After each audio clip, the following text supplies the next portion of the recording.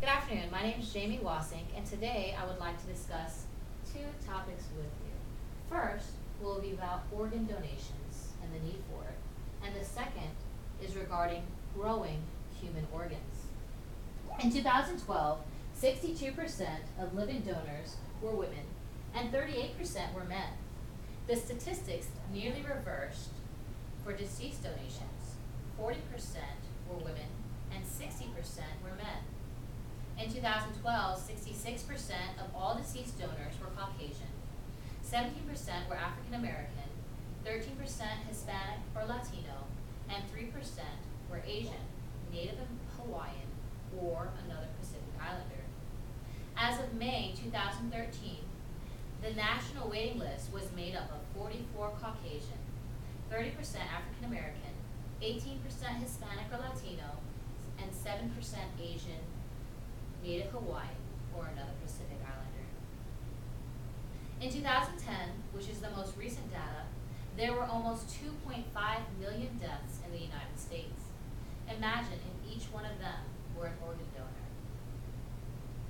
Growing human organs has been a scientific study since 1954.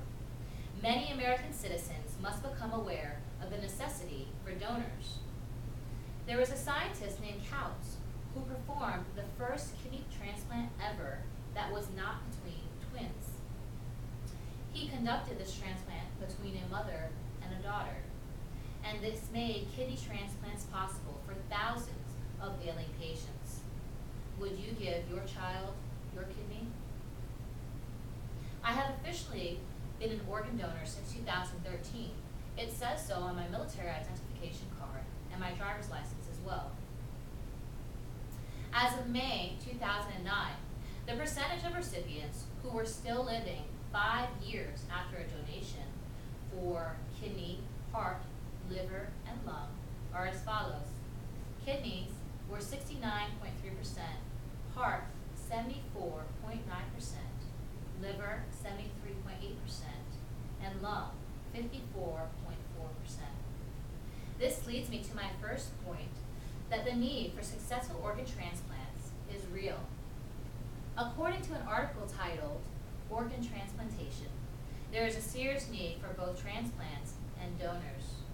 The transplantation of human organs has become a common medical study and procedure. The typical organs transplanted are the kidneys, heart, liver, pancreas, cornea, skin, bones, and lungs. The organ most frequently transplanted is the cornea, followed by the kidney. As organ transplants became increasingly successful, the most significant problem related to them was the shortage of available organs. Experts estimated that by the late 1980s, 3 people were on a transplant waiting list to every 1 organ available. Given the grossly inadequate supply of organs, many vexing ethical, legal, moral, and political issues surrounded the question of what is the best way to harvest or procure organs. And while this is true that organ transplants save lives, researchers like Capley say that there's still room for improvement, which leads to my final point. Growing human organs out of stem cells has been tested for years and can potentially save millions of lives. Scientists' interest in adult stem cells is centered on their ability to divide or self-renew indefinitely and generate all the cell types of the organ from which they originate, potentially regenerating the entire organ from just a few cells.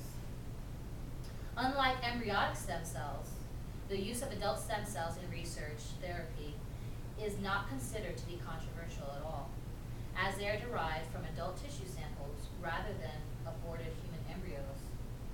They have mainly been studied in humans and model organisms such as mice and rats. That's right, the first lung and the first heart was created from a mouse. There was a doctor named Zane Capley who stated the following. He said, "I'd love to implant one bioengineered heart and one lung a day. It takes about 28 days to grow a mouse lung. I think we're on the cusp of something very nice. The goal is to grow patients' own stem cells on a skeleton of discarded donor organ that has been cleaned and then recreated. Now, organ recipients are facing a very chronic post-transplant health challenge. When they receive an organ, they have to be on medication for the rest of their life so that their body will continue to accept that organ. However, if we are able to create organs from my own stem cell, from my heart or my lung, then my body would completely accept it, and myself or any other one receiving organ transplant from their own stem cells will be fine for the rest of their lives. Scientists are on the cusp of a major breakthrough. However, until then, it brings me back to my first point. There is a critical need for organ transplants and organ donors. Growing human organs out of stem cells has been tested for years and can potentially save millions of lives. Growing human organs has been a scientific study since 1954, like I previously stated. Many Americans must become aware of the necessity for donors. Each day, an average of 79 people receive organ transplants. However, an average of 18 human beings die every single day waiting for transplants that cannot take place because of the shortage of donated organs. Currently, more than 100 million people in the United States are signed up to be a donor. Will you sign up and join them? When you pass on, will you give another